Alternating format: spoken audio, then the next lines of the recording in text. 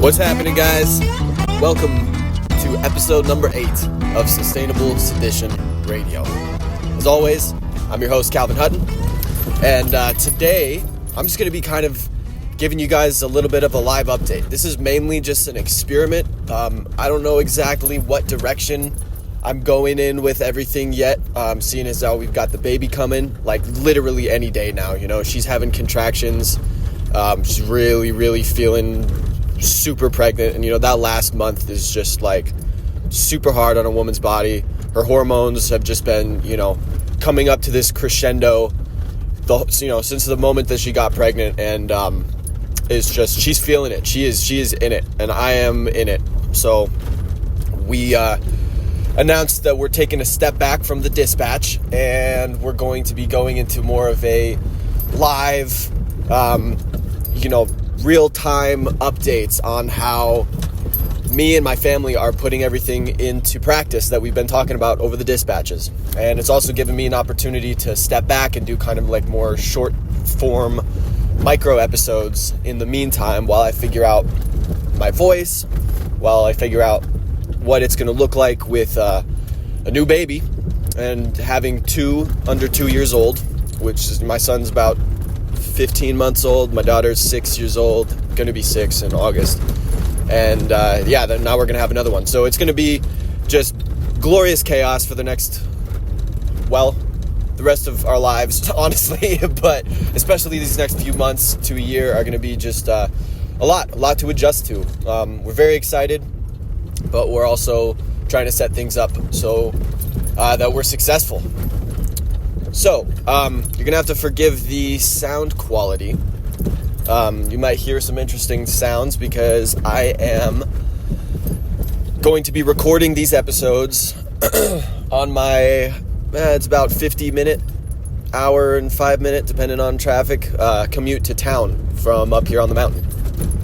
And this is the best block of window, or best window of time that I have to keep going with these episodes. So that's what it is, and hopefully it's not too much of an inconvenience for anyone, and just know that I am doing my best to stay in touch with you guys and to keep everything consistent, to keep stuff coming out.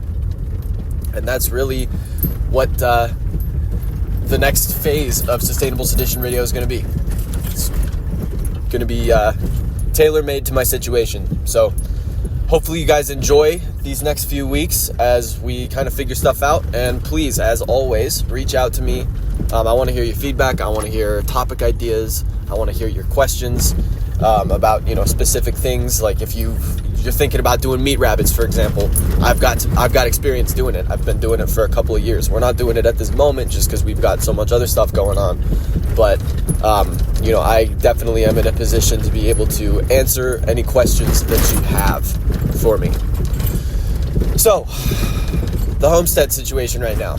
In addition to baby, we are also juggling 3 Muscovy ducks, 18 laying hens who are not yet laying, and 2 dogs, 2 very hard-headed but loving dogs, who aren't the best guard dogs, and we're looking to replace them.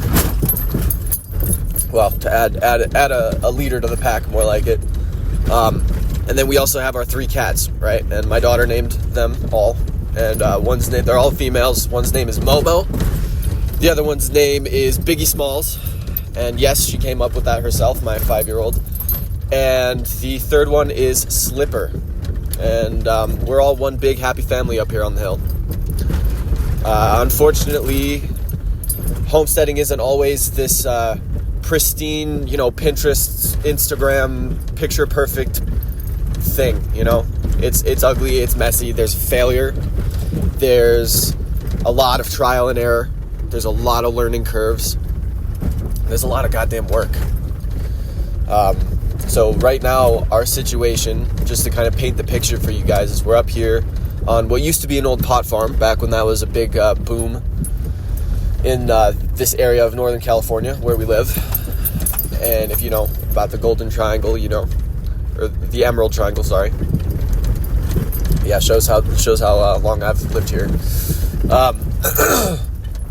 And anyway, so we're up here, we're doing the thing, and we've run into some really fun stuff over the past 6 months that we've been here. We made it through our first winter. I got the car stuck in the snow a couple times, had to miss work.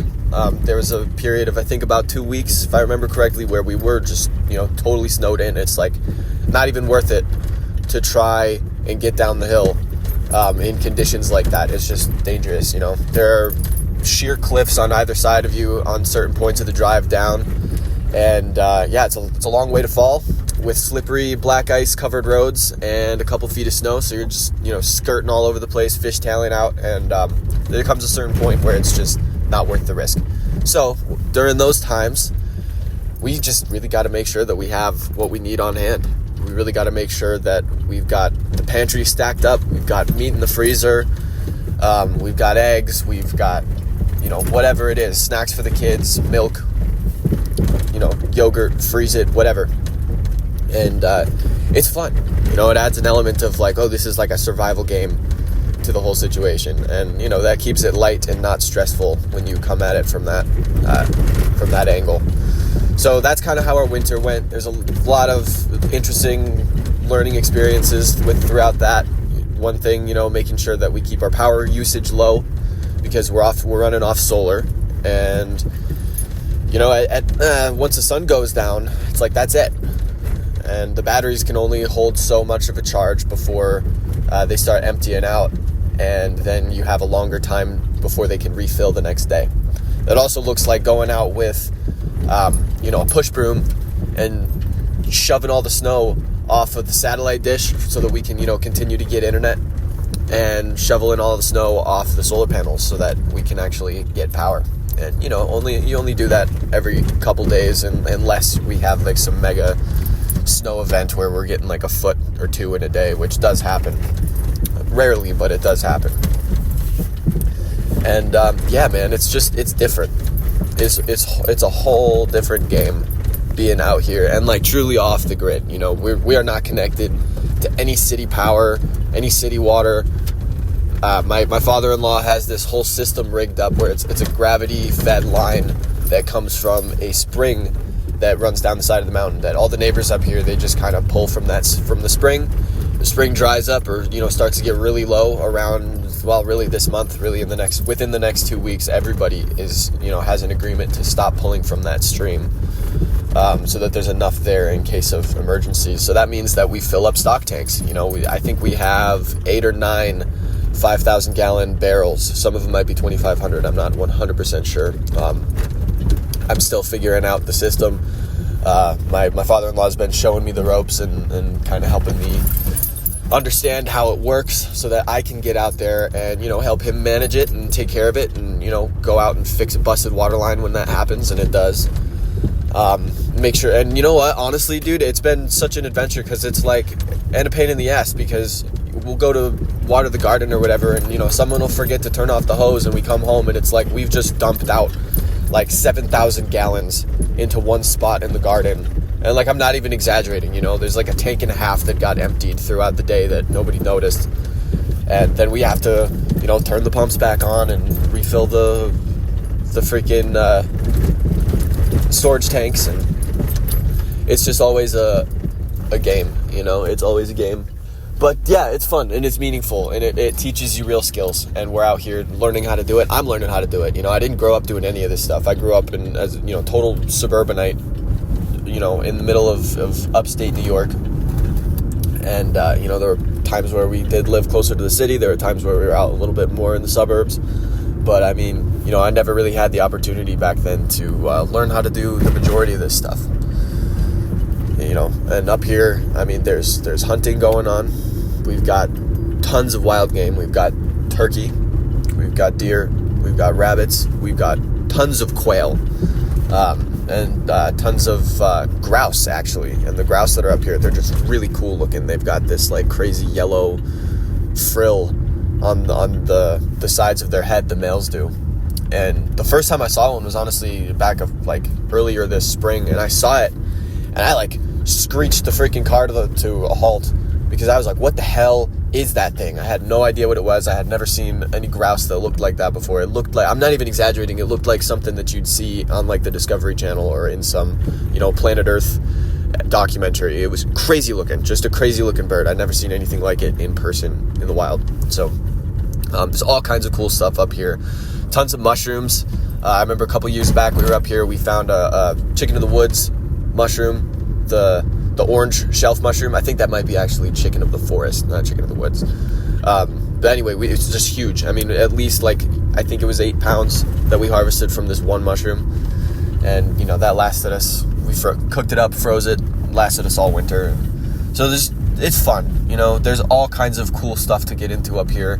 Tons of plant identification. And this mountain specifically is actually really cool because, and I learned this recently, that during the Ice Age, this area that we're in didn't completely freeze over. So there are plant species up here that from before the Ice Age, that didn't die off during that time period. It's one of the places in the world that didn't totally lose all ecological diversity during that time. So we have just a crazy diversity of stuff up here, and it just makes it really interesting to go out there and learn, and it's a really good opportunity. And I'm not like a crazy botanist or anything, but I definitely love plants, and I love learning and identifying and being able to understand their role in the ecosystem and how to utilize the plant, whether it's for food or for medicine or for some other purpose.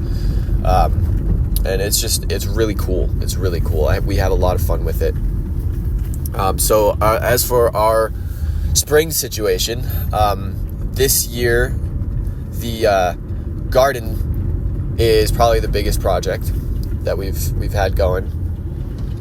Tons of work, but it's worth it. So worth it. We didn't really have the opportunity this year to do any seed starts ourselves. So what we did is we just went to a local nursery and we dropped a couple $100 in a day on, just buying everything that we needed for the garden. And that's not necessarily something that I want to do long term, but hey, you know what? It gets it going. And sometimes it's better to start and not wait for everything to be perfect. In fact, it's always better to just start, not wait for everything to be perfect. So that's what we did this year. And I've been really experimenting with plant guilds. So for example, we've got, asparagus growing up through a strawberry patch. And the asparagus kind of takes that vertical space while the strawberries kind of act as the ground cover. And so they work really well together. They've got different root zones. They're not going to interfere with each other, be, competing for nutrients. They work together, and then those roots create more of a diverse microbiome in that particular area of soil because they've got those different kinds of roots to work with. And every different kind of plant has relationships with different microbes.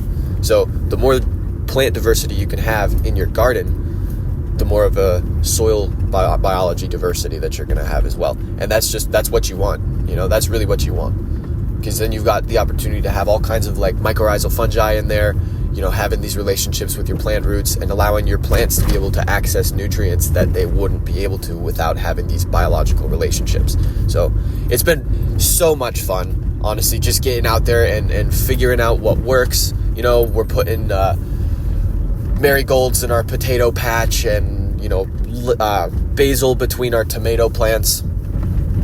And, and apparently that does something to where it enhances the flavor of both the potato and the basil, or the tomato, and just, I can't think of every opportunity or every example off the top of my head. Maybe I'll have to do a video or, run an episode where I go through every single plant guild that we have.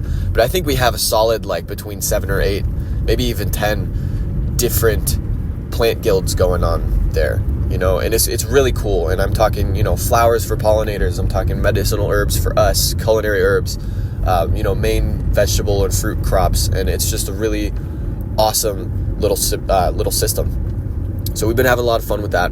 The garden's huge. And I'm not even exaggerating. It takes 4 hours to water the whole thing. If you really want to get in there and give everything a good soak, which we've been needing to do because it's been getting hot, really hot. So the soil just dries out so fast if we're not out there and watering it. So that's the next move, is because it takes so much time. Who wants to be doing all that work all the time? So our next move this summer, once the baby's here, once everything kind of settles down a little bit. Oh man, there's a total little family of deer that I'm driving past right now. Oh. Anyway, so our next move is automation, right? So we're going to be bringing up another 5,000 gallon tank, which was on another grow site somewhere on the property. And I mean, we're on like a total of 40 acres. So it's a huge area. And there's, all these old greenhouses that used to be grow stations and everything, where they all had their own water setup. And so we're going to be bringing up another one of these tanks and having a dedicated tank that's just for the garden, 5,000 gallons. Keep that full.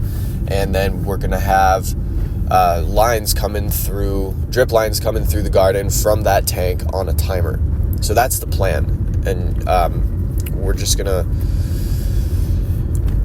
do the thing, and eliminate that 4 hours of work every other day. And the more systems that you can put in place like that, the more feasible that this lifestyle becomes. Because frankly, it is a lot of work. And there aren't a lot of people, who are working 9 to 5 like myself, who have the time to go and do that. And if it wasn't for the people that are here, if it wasn't for, my lady being able to be at home and go and water the garden and, take my son out there and go have a blast with him out in the garden, then, I wouldn't be able to do this. So unless we automate the situation. And she's going to be in a position very shortly where she's not going to be able to go out there and water the thing.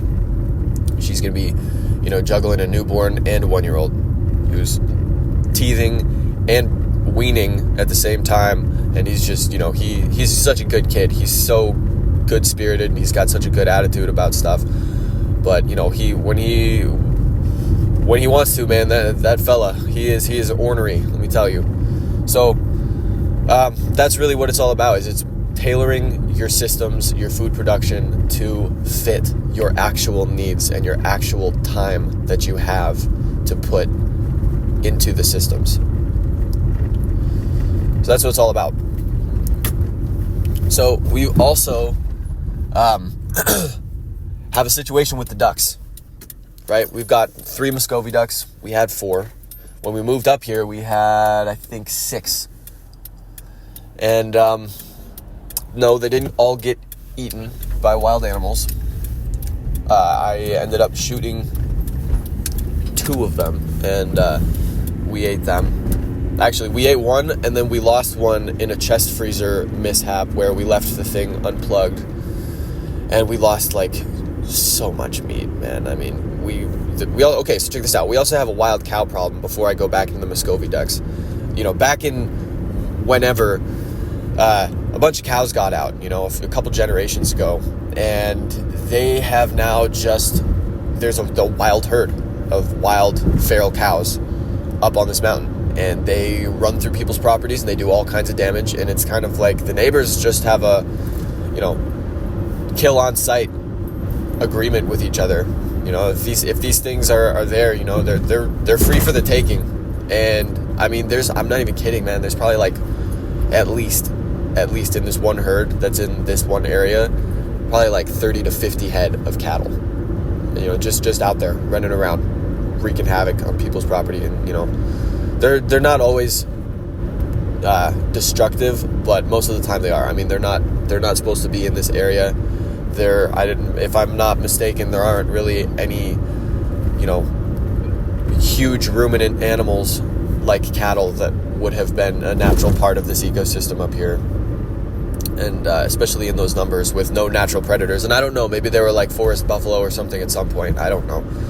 But I know that these cows, they ain't supposed to be here, and they're doing stuff that ain't supposed to happen. So yeah, we shot one last year. And I mean, dude, it's fucking awesome. It was great. It was a little tough. It's definitely not some Wagyu beef or Wagyu. I don't know how the hell to say that, but you know what I'm talking about.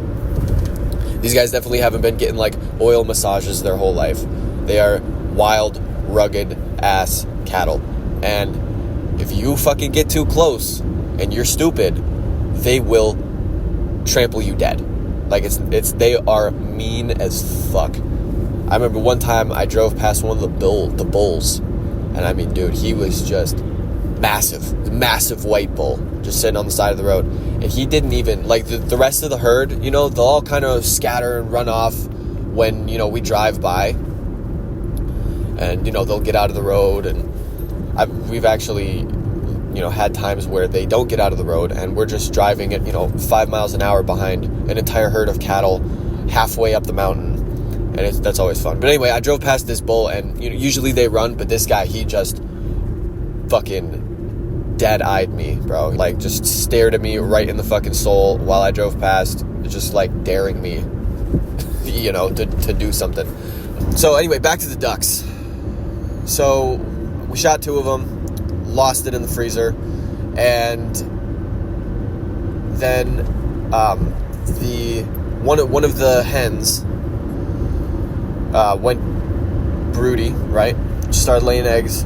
She's our youngest hen, and we have a raven problem. And if you have chickens or ducks, then you probably know about the raven problem. Because these big ass ravens, they will come in and just loot your freaking duck house or your chicken coop or whatever, and you'll have no eggs left. And, you know, we'll just find the shells, you know, scattered across the property. And so I don't know what to do about the ravens, because I don't want to shoot them. You know, number one, it's like totally illegal to do so. They're protected and, you know, all this stuff. But I care less about that and more about, like, these guys, they're so fucking smart, you know, and they mate for life. So it's like, you're going to have a mourning widow or a mourning widower if you take out one of these ravens, and it just doesn't feel right. So we got to figure out something. You know, we've been going out there, and, you know, we see them out in the yard, we'll walk out and we'll just shoot off a round, you know, up in the air, and that usually scares them off. But I mean, they keep coming back, because it's like, once they have discovered this food source, they just keep coming back like it's a goddamn Chinese buffet, you know. And they're out there we haven't had any duck eggs since, I think, like April, maybe the beginning of May. I haven't exactly kept track, but it's been a minute. So we got to figure that out with you know, some kind of system to keep the ravens away from the ducks. The chickens are enclosed right now, and they're not laying anyway, so the ravens aren't an issue with them. But the ducks, when we moved up here, man, it was just, there was so much chaos, there was so much going on, that we just got them up here. We didn't fence them in or anything. We set up their house over by there's a little pond that was existing on the property that my father-in-law dug as like an emergency fire water reservoir, right? In case of forest fires, because we are in a very dry forest fire risk area. So, you know, we just stuck them out there, and we're like, you know what? I don't have the time to really get the perfect infrastructure ready for these guys right now. And so we're just like, left them to fate, you know, and they've done fantastic. They really have. We have only lost one duck, one hen to predators. And I shot the other 2. And, but, I mean, it's getting to the point now where I was really hoping to have some more ducklings this year. And my 2 other hens, I've got one drake, his name's Baba, and then I've got the 2 hens, and their names are Gemma and Louise. And Gemma and Louise, they went broody a month and a half ago. Maybe less than that. Maybe like just under a month ago. They went broody, and, you know, Muscovy ducks are basically feral birds. You know, they're native to, I think it's like somewhere in Central America, right? And these guys, they're like swamp birds that live up in the trees around swamps, and they have these like little velociraptor claws, and they look like they were almost like a step away from being some kind of predatory bird, you know, honestly. And they're not actually ducks. They're genetically closer to geese than they are to ducks, which is crazy. And, you know, people just call them ducks. They don't quack, they hiss. Like, sounds like a cross between a hissing Canadian goose and a dog panting or something. And they're just funny, man. They're just funny. And we have a blast with them. But anyway, Gemma and Louise went broody, and these guys don't really need too much human interference. They're fantastic foragers, and if they have a clean water source, and if they have a healthy ecosystem, they can pretty much just live in whatever water source and harvest and forage for whatever that they need. And I mean, dude, they're fucking awesome hunters. I watch them catch flies out of the air, pull up slugs from underneath leaves, and they are just on it. They are absolutely on it. And it's just fun to watch. It's like watching this little pack of velociraptors, circling around the property together, making these weird hissing noises, and just, not damaging your plants or anything, but going in and just picking them clean of snails and slugs and pests and, all kinds of stuff. Dude, they've even eaten frogs. We we had this whole thing, me and my daughter, we have this pool, right? It's an above ground pool. It's nothing fancy, but I'll tell you what, on those 105 degree days when it's like that for a week and a half, that little pool that we have, man, that just becomes a lifesaver, and that's where everybody wants to be. So over the winter, the pool fills up with leaves and muck, and then come spring, all the frogs come and lay in that pool. And every year we've got thousands, tens of thousands of tadpoles in that pool. So we tried to empty some of them out, because we're going to need to empty and clean that pool so we can use it. It's like something that we need to use to cool ourselves down. It can't just, it's a pool, it's not a pond, and that's the purpose of it. Maybe one day we'll get to the point where we can kind of have some crossover, but that pool just became disgusting, and it's untenable. You don't want to go swim in there, man. You're going to get all kinds of weird bug bites and God knows what the fuck else. And so anyway, we got all these tadpoles, all these frogs. We brought them down to the duck pond, and just one by one, man, these fucking ducks just gobbled up these frogs right in front of my daughter, and she's screaming, and it was just a nightmare. But so anyway, they're amazing foragers. They are very self-sufficient, and once we had the problem with the ravens, they stopped being comfortable laying eggs and nesting in our chicken coop. Understandable, because once they go broody, they want to sit on the eggs. They want to have baby ducks.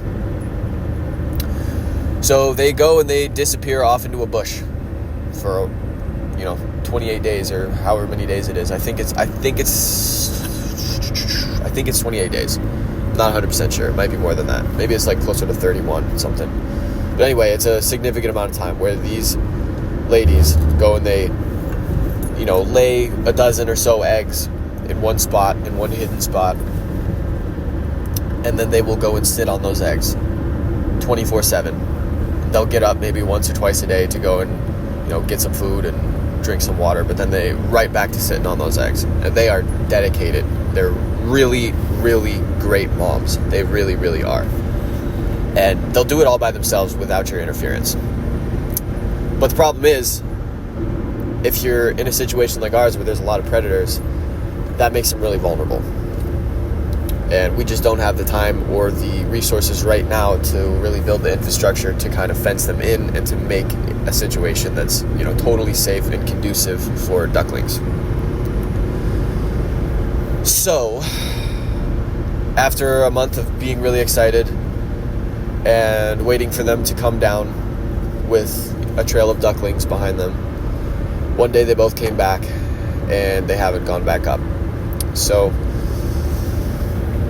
no ducklings this year, and it sucks. I was honestly really disappointed. I was really excited, but at the same time, it's I can't be that disappointed because I haven't been able to give them everything that they need to ensure success. And I think what I'm probably going to do next year is, even though they are such great moms, we do have a serious predator threat here, and we don't have a good guard dog. The two dogs that we have, they'll sit on the porch and they'll bark, and they'll make some circles. But I remember over the winter, there's a goddamn bear in the trash, and we go out in the garage, and these two dogs are sitting in there shaking, looking at me like they're waiting for me to go out and solve the problem with the bear. And it's just embarrassing. Like, you guys should be ashamed of yourselves. Get out there, go bark at the fucking bear, you know. So those are our dumb heads. And they're not doing anything to protect the ducks. That's for damn sure. They go out, they eat the fucking duck food when I go and feed the ducks in the morning. So we're looking for a dog. We're going to build infrastructure for the ducks, but we've got so much going on that right now it's just not tenable. Especially seeing as how the ducks are kind of done laying for the season. They're not going to be feeding us, so it doesn't make sense to pour a bunch of energy into a project that's not feeding us. We're mainly focusing on the garden and the chickens right now. So the ducks will come back to at some later point, and I'll have to update you guys with what exactly we end up doing there. How are we going to solve that raven problem? Like, that is a major question for me right now. I don't know. You know, so I'm doing research. I'm trying to figure it out, and when I find that solution to that problem, you bet you're going to hear it from me.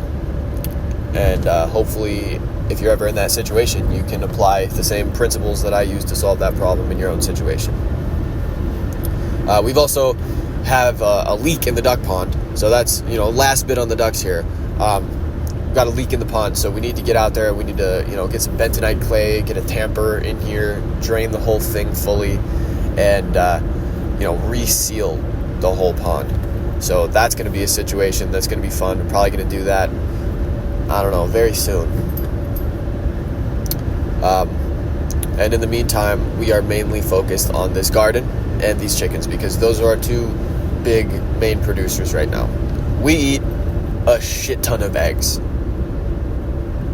like pretty much eggs every morning for breakfast, you know. And between all of us, between me, my lady, Bjorn can eat half a dozen eggs to his face by himself. Like, I'm not kidding, dude. I don't know where the hell he puts it, but this kid puts food away like nothing I've ever seen in my life.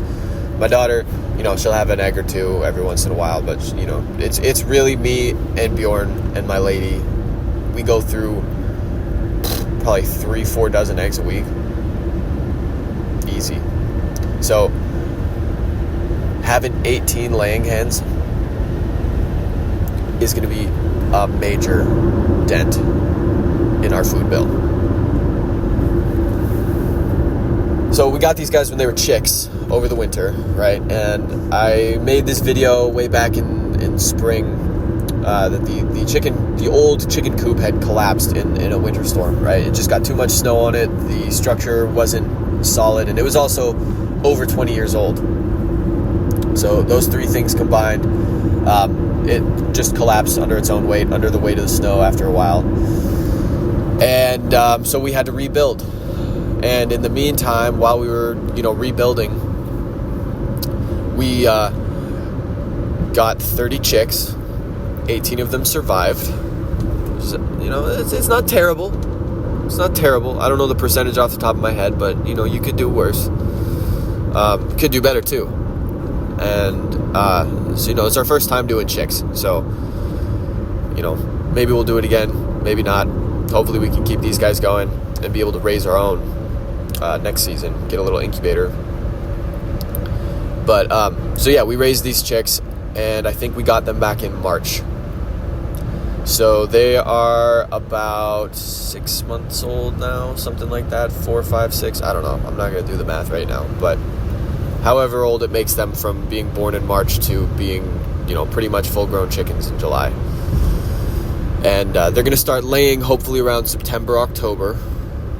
And those first eggs, that one first egg, is the most expensive goddamn egg you'll ever eat in your life. Because you've got the compounding cost of feeding these guys from the time that they were, you know, these little baby chicks that you could hold in one hand, all the way to where they're, you know, these full-grown dinosaurs scratching around in their area. And, you know, all of that cost that you sunk into them built up in that one first egg. But once you get it, man, it's like a machine gun of 18 eggs a day from these guys. So that's going to give us solid food. It's going to give us a situation where, you know, we have some extra inventory that we can barter with neighbors. We can trade, we can give them to friends, whatever. So we're really excited about that. And then in the meantime, yeah, there's the garden situation too that we were kind of talking about earlier, where we're really just focusing there because we've got a ton of production going on. We've got, corn, beans, squash, tomatoes, peppers, cucumbers, let's see, what else? Potatoes, sweet potatoes, strawberries, artichokes, Jerusalem artichokes. I don't think we did any carrots this year. We've got a bunch of sage, we've got a bunch of thyme, oregano, rosemary, tarragon, dill, basil, just, everything you can, all the basics, and again, it's nothing like crazy fancy, but it's what we could do this year in the very limited amount of time that we had, because it was like, it was snow, and then the snow melted, and then we had like 3 weeks where it was, nice springtime weather, and then all of a sudden it was like, boom, 95 degrees, heat wave, summer's on. And usually we get some rain in May and in June, but we haven't had any. So we're like really just having to be careful with our water consumption, and with having to really like jam out and get that garden in during that little window that we had. So it wasn't like we're going to do anything crazy fancy this year, but we did have the opportunity to experiment with some of these plant guilds, and so far everything is booming. Everything's booming. Everything's super healthy. I think we've lost maybe 2 or 3 plants out of everything that we bought, and I mean, we bought a few hundred plants. Like seriously, a few hundred plants. Easy. So yeah, next step for that's automation. Next step for the chickens is also automation.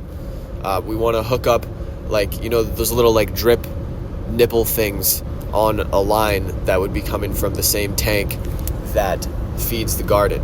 That would be a dedicated garden and chicken water tank, because the chickens aren't they don't use up that much water, but at the same time, 5 gallons every couple of days, that's one more thing that we got to go out there and do. We got to drag the hose all the way out to the chicken coop, fill up their water, and let them go. And we're not letting them free range, because chickens are fucking destructive. Flat, plain and simple. If they get in the garden, it's a nightmare. And I don't want to go on a chicken killing spree because I'm pissed off because they killed my garden. So we right now have them contained. We eventually plan, hopefully this year, maybe not, because you never want to bite off more than you can chew. We're going to be fencing off an area of, a few hundred square feet, maybe even closer to 1,000 square feet for them to go in free range in. But that's not right now. Right now, we raised them in a tote, and then they grew out of the tote, and we put them in this little fenced area over by the garage that's like a big dog cage. And then they grew out of that, and then, by the time that they got to be almost full-grown birds is right around the time that we finished the coop, and it was, a livable situation for them. So, right now we just got them in there, and we're like, all right, cool, done. Clean our hands for a minute. They'll be okay in there for a little bit. They don't really know anything else other than a small area at this point. So it's not like they're missing out on anything not having that free range space. And again, the goal is to give them that free range space. I love when my animals are able to go and be free and do their thing. But right now, these guys have been raised in captivity. They're not missing anything, so they're fine. What we did do is, when we were building the chicken coop, I installed a compost storage pit in that area. And I've got it covered with, so I just built it out of pallets, right? And I've got the pile covered with some thick weed cloth. And then I have it weighed down with a little piece of plywood, so that I go out there and I open it up for them at a certain time of day so that they can go in and they can kick it around. They can, eat any sprouts that have come up. They can eat any bugs. And I mean, there's tons of stuff that crawls into that compost pit. Little lizards and salamanders and worms and, isopods and all kinds of cool stuff that these chickens are getting access to. And when I cover up the compost for a couple days, refill the kitchen scrap bucket, go out there, open up the thing for them, and then dump the kitchen scraps on top of that pile, these guys just are loving it. They all of them all at once just swarm this little compost pit and just have an absolute feast on whatever. And so it's always fun. It's really enjoyable. And we go out there with my son and my daughter, and we, feed the chickens, and we go pick a handful of cherries from one of the cherry trees, go throw it in there for them, watch them fight over cherries. And it's fun. It's wholesome, and it gives us so much, so much meaning, and so much like, this is human shit. This is what humans were supposed to be doing. We're freaking horticultural apes, man. That's what we are. We evolved, or were created, however you want to look at it, or maybe both, to be able to get involved with growing plants, horticulture, and animal husbandry, and having that connection to those things that make us human. It does something, it beyond the benefits of being able to produce your own food, what that does for, your freedom and for your confidence and your skill building and everything. There's something incredibly humbling and powerful about it that helps your mental health as well. It's like, the world's always going at 1,000,000 miles an hour, but being able to go and sit out there with some goddamn chickens and just watch them do their thing, bring some eggs inside, along with a handful of lettuce that you grew and a handful of cherries that you picked. There's just something from plants that you cared for, there's just something really, I don't know, just humbling and real about that. And the ability to be able to give that to my kids and just watch their faces light up when, one of the chickens lets my daughter touch it, or she, goes and catches one, and, my son's over here, pointing at bugs and whatever, letting the chickens eat oats out of his hand. It's just unreplaceable, and it's you can't fully express just how powerful those moments are. Powerful and beautiful. So follow along, man, because this is our journey. And like we talked about last week, man, if you haven't, go listen to the final dispatch number 007. Go check it out, because I tell you my story of like, dude, I didn't start here. I started literally scraping weeds off of sidewalk cracks in the middle of LA where I was living.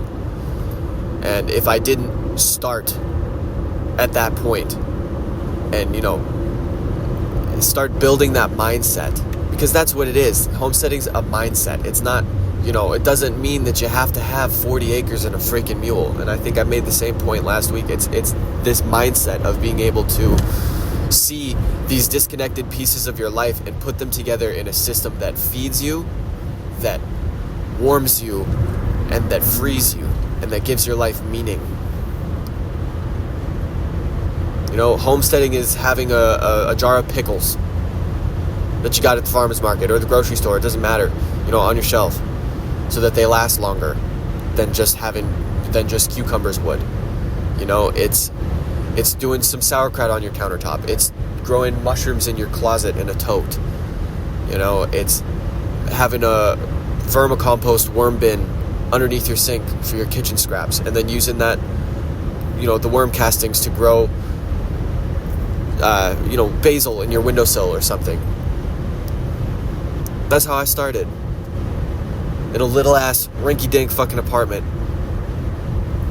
doing random little experiments and cultivating that mindset, seeing opportunities, looking for systems and for ways to make things connect, to feed me and to free me and to give me meaning and purpose. Those little steps built up over time, over years, to the point where when the opportunity came along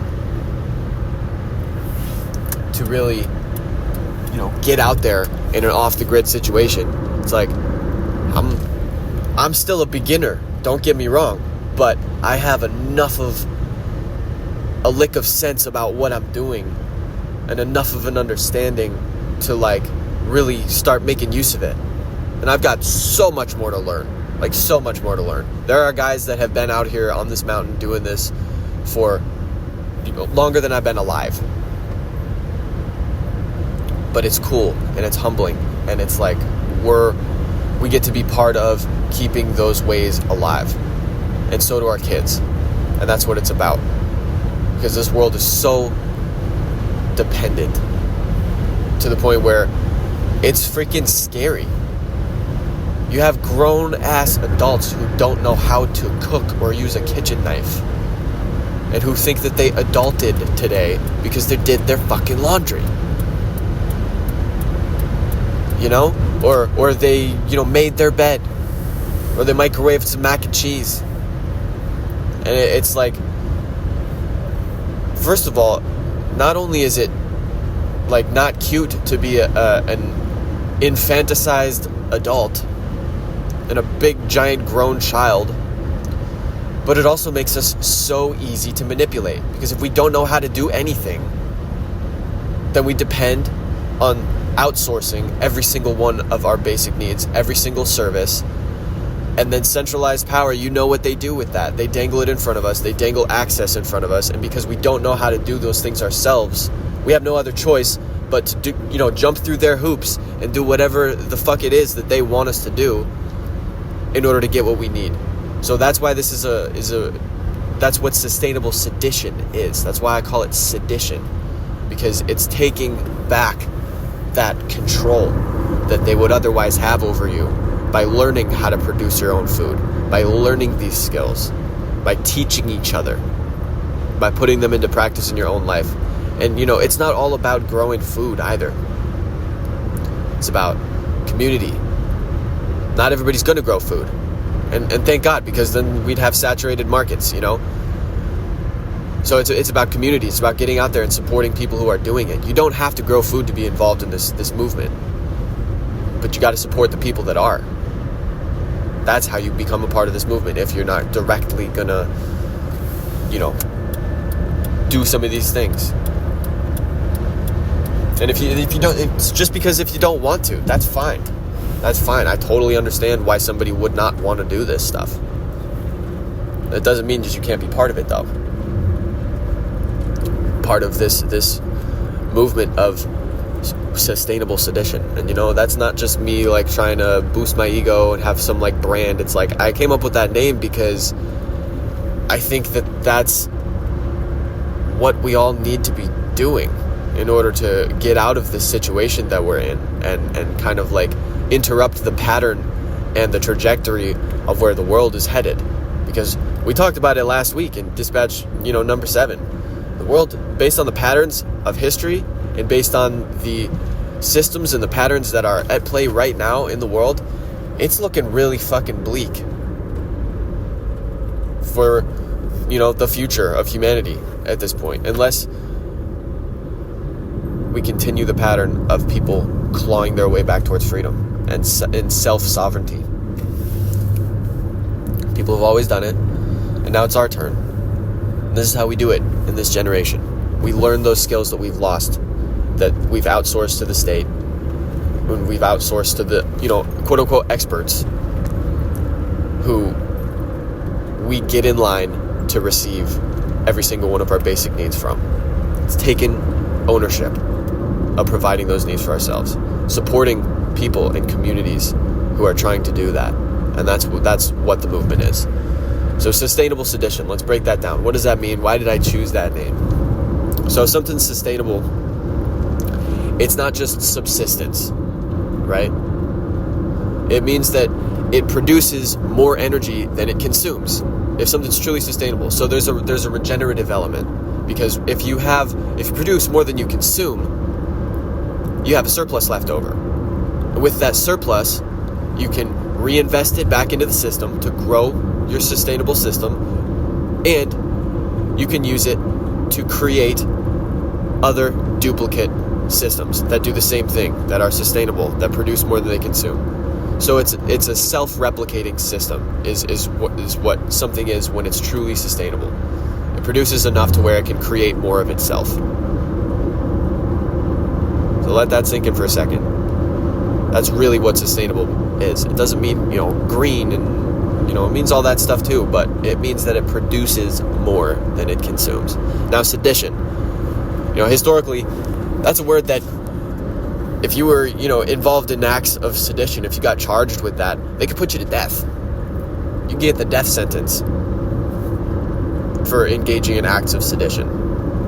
What it really means is being subversive and undermining the will and the authority of the state or a king, which would be a state. But that's what it is. So it's creating self-replicating, sustainable, regenerative systems as a direct act of sedition. That's what it is. That's what it means. And that was the idea behind it. That's the soul of it. And that's something that isn't just for me, That's something that's for every single one of us. That's something that it's not just like my name or something. It's not just like my tag on Instagram to sound cool. It's like, no, this is not a noun. This is the best way to put it, I think. Sustainable sedition is not a noun. It's not a person or a place or a thing. It's a verb. It's something you do.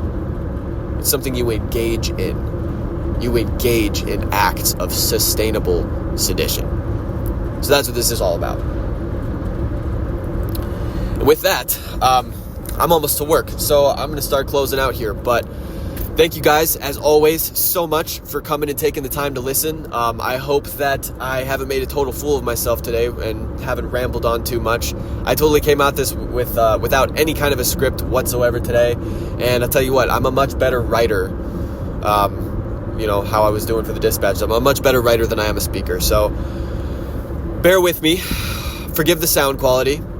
But this is what I got to do right now. And this is my promise to you that I'm going to still be here. I'm going to be around. I'm going to keep doing this. I'm going to keep creating these things. I'm going to keep trying to do my best to show you guys what this looks like so that I can teach you and you can learn from what we're doing. I'll connect you to people who have been doing this for way longer than I have, who you can learn from as well, that I've learned from, that have helped to shape my thinking and, really helped me to figure out where to take the next steps in my own life. As always, please leave us a review if you're listening on Spotify or Apple or wherever you listen. Just take those extra couple seconds, man. I know it sucks. I know it's a pain in the ass. I know most of you probably aren't going to do it. But if you can take an extra 2 seconds to go and, give us 5 stars, man. Write a couple, a sentence. It helps us way more than you know. It does something with the algorithm where it'll put it in front of more people, the more, reviews and ratings and follows and what have you we've got. So if you think that this message is worthwhile, you think that this is something that's important, you think that this is something that, maybe some people should hear, then hit those buttons, man. Do it for me. And we'll continue to do our thing. One more thing on the website. We also have a growing library of books, experts, books that have been on my personal reading list, experts, documentaries, all kinds of good stuff that can help connect you guys with the people that have taught me. So I think that's it for today, man. Thank you guys as always. And stay tuned. I'm going to do my best to make sure that we have at least one of these things every week. And hopefully over time, as I learn to, become a better speaker, organize my thoughts a little bit better, maybe come at it with some kind of an outline and a topic. Because today I'm just kind of shooting from the hip. I didn't really have a topic. I was just trying to give you guys an update about, what the hell's going on. But in the future, we're only going to get better. Dispatch was a strong foundation, but it is not by any means the final form. And neither is this very first free-form episode. Alright guys, well, that's it for today. I'm going to get into work. Thank you so much for your time. And until next week, keep on building with drives and changing times.